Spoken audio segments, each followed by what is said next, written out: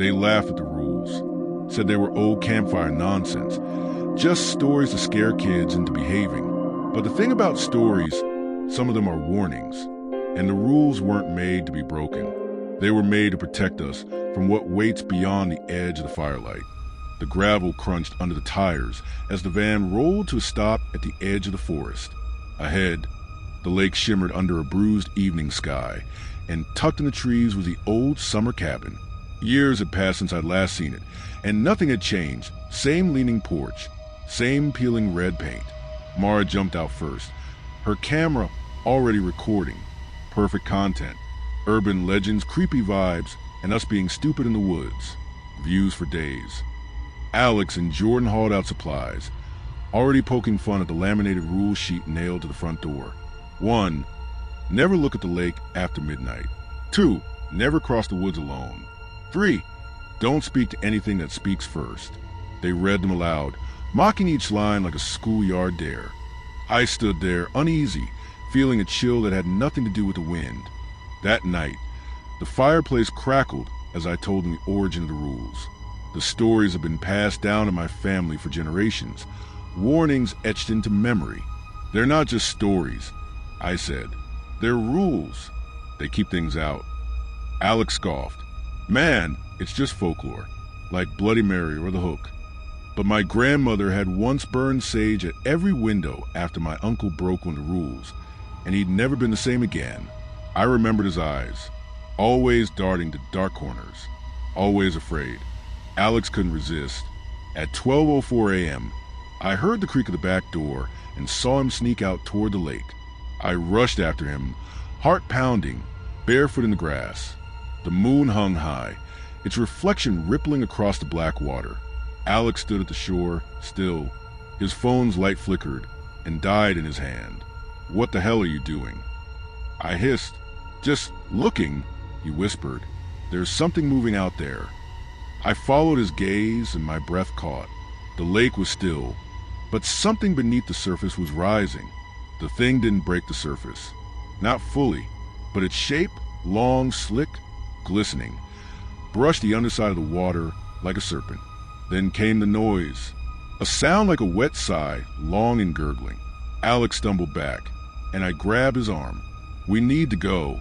Now! The water rippled again, this time closer. As we turned to run, a pale hand, bloated and unnaturally long, brushed the shore, fingers twitching toward where Alex had stood. He didn't sleep the rest of the night. Neither did I. The next morning, Alex didn't eat. He kept rubbing his eyes, mumbling. There was a face in the water. Mara, still skeptical, suggested filming a fake seance by the lake. Jordan laughed and lit incense. Might as well break all the rules, right? But I noticed it first. The smell. The air around the cabin had changed, wet and sour, like decayed plants. The woods were silent. No birds. No rustle of squirrels. And then the door creaked open on its own. That night, it came for him. Alex sat upright in bed, shaking. It's outside the window, he whispered. We huddled in the dark, listening. Something was pacing outside, slow and deliberate. The boards creaked as it passed the cabin's walls. Then we heard it speak, a low, bubbling voice. Come look at the lake. We held our breath. No one answered. No one dared. But Alex stood up anyway, eyes glassy. He wasn't awake. The sun rose, but it brought no warmth. Fog still clung to the cabin like a shroud, refusing to lift. Inside, silence hung thick. Alex hadn't spoken since last night. He sat by the window, lips moving without sound, eyes locked on the lake. Jordan tried to lighten the mood. Maybe he's just messing with us. You know how Alex is. I shook my head. You didn't see it. He was sleepwalking, but something was calling him. Then, without warning, Alex stood and walked straight out the front door.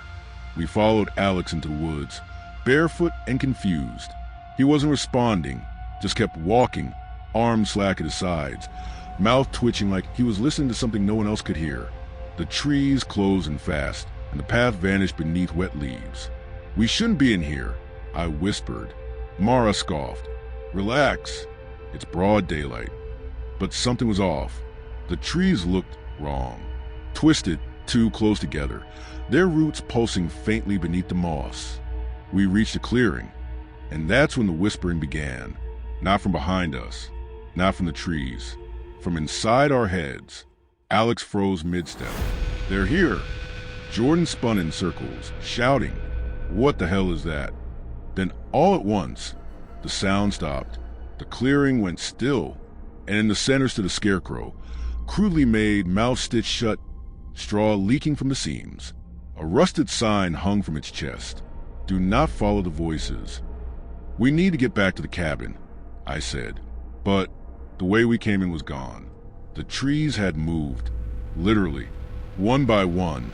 They'd shifted subtly, closing off the trail behind us. Where there once was space, now thick trunks stood. The forest was folding in, corralling us like prey. Mara ran back the way we came, but within seconds, she vanished into the mist. "Mara!" Jordan screamed. No reply, no sound, nothing. We tried go around through thicker brush, but that's when we found the mouth. That's the only word for it. A cave-like hollow in the earth, partially hidden by hanging vines, shaped disturbingly like a gaping mouth. Teeth, yes, actual teeth, made of bone and stone-lined edges. And from inside came the whisper, "Come closer." "She's waiting." Alex started moving again. Jordan grabbed him. "No, man, no." But Alex turned his head slowly and smiled. It wasn't his smile. We finally got him to turn back. Barely. By the time we stumbled back into the cabin clearing, the sun was already low. Mara still hadn't returned. We waited. We screamed her name into the trees. Nothing. I slammed the rule board with my fist. "Don't cross the woods alone." I told them all, and now she was gone. That night, the lake looked like polished obsidian, still black and perfectly reflecting the stars. We hadn't spoken much since Mara disappeared. Every creak of the cabin felt louder, sharper. Then Alex's phone buzzed. One message from Mara. We huddled around him, and I felt a cold spike crawl down my spine. It was a photo taken from her phone, a selfie, but it wasn't Mara taking the picture. She was in the background, behind the person holding the camera, and whoever held it had no face. The rules board had another line burned into bottom that none of us noticed before. Never speak to the reflections. What does that even mean? Jordan whispered. We searched the cabin. Mirrors, windows, anything reflective, we covered them. Alex was shaking now, muttering under his breath. Something about Mara. Something about the other side. That's when the bathroom door creaked open behind us. I peeked inside the bathroom. The mirror was fogged, except for a handprint. It was pressed against the glass from the inside. Then it moved. A pale, wet hand dragged slowly across the mirror's surface. The fog cleared just enough for me to see it, Mara's reflection. Hollow eyes, unblinking. Her mouth moved, forming the words, "Let me out." Jordan ran in and grabbed the mirror, yelling at it, screaming. The moment he shouted back, the glass cracked with a sound like splitting bone. The lights went out. When the lights came back on, Jordan was gone. Just gone. His flashlight lay spinning on the floor, casting mad shadows across the walls. Alex started to cry. He answered it. He talked to her. The reflection. That's how it gets you. That's how they come through. I checked the mirror. It was just a mirror again. Nothing behind it. No crack. No handprint. But in the condensation on the glass, a new phrase appeared. One more. That night, we boarded up the windows. The cabin groaned like it was alive. Outside, the wood swayed without wind. Alex had barricaded himself in the closet, muttering rules to himself like prayers. I stayed up, guarding the only uncovered window. Just before 3 a.m., I saw her again, Mara, standing on the lake. She wasn't walking. She was gliding. Her eyes met mine through glass. And slowly, she lifted one hand and beckoned. Alex screamed from inside the closet. Don't look at her reflection. That's not her. I turned away, refusing to meet her eyes again. Alex emerged slowly, trembling.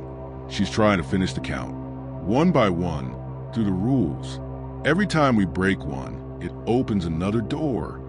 He showed me a notebook, one I hadn't seen before. It was his grandfather's. Inside were hand-drawn maps of the woods, diagrams of the lake, and a full list of rules, some we hadn't even read yet. And the last one read, if the last rule is broken, it gets out. Morning never really came. The sun rose, but the sky stayed gray, like it was stuck between night and something worse. We sat at the table, staring at the rulebook Alex found. There were more than we thought, a lot more. Most were crossed out in red ink, but 5 were still clean, untouched. One of them read, never acknowledge the thing that knocks. As if on cue, something tapped on the cabin wall. Once, twice, 3 times. We froze. The knocking moved, first from the wall, then the back door, then the ceiling. We didn't speak. We didn't move. We just listened as it circled the cabin like a predator stalking prey.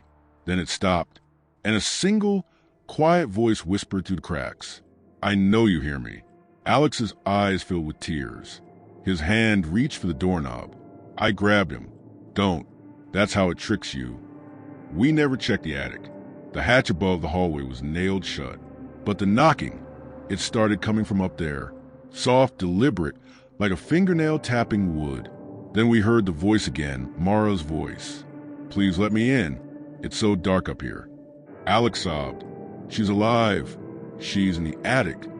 But when I looked at the rule book again, something had changed. The line now read, never open the attic, no matter who's knocking. We backed away. The knocking stopped. Then the attic hatch cracked open, slowly, painfully, and something fell through. Not Mara. It wasn't even human. It hit the floor with a wet slap. Long arms. No eyes. It skinned the color of rotting leaves. It sniffed the air and smiled. Jordan whispered, don't speak. Don't move. It crawled toward us. And then it began to knock on the inside of its own skull. Alex couldn't take it. He screamed. The thing stopped tapping. Its head snapped toward him. Then it lunged. There was no time to think. No time to fight. Just screaming. With breaking. Blood. I dragged Alex's limp body into the other room. He wasn't breathing right, but he was still alive. The thing didn't chase us. It just stood at the doorway, smiling, its skull still echoing with that cursed knock. And then it vanished. Night returned like a curtain being pulled down. Fast. Final. We lit candles. We spoke quietly. Alex lay on the couch, drifting in and out of consciousness. He kept repeating the rules. I studied the book again. Only 2 were left now. 2 that hadn't been touched. But they'd changed. They weren't instructions anymore. They were predictions. You will answer the call. You will open the door. The rules were no longer warnings. They were prophecies. The cabin's old radio hadn't worked since we arrived. We'd tried it on the first day. Nothing but static. But now, at 3:33 a.m., it turned on by itself. Through the white noise came a voice. Hollow, mechanical, repeating one phrase over and over.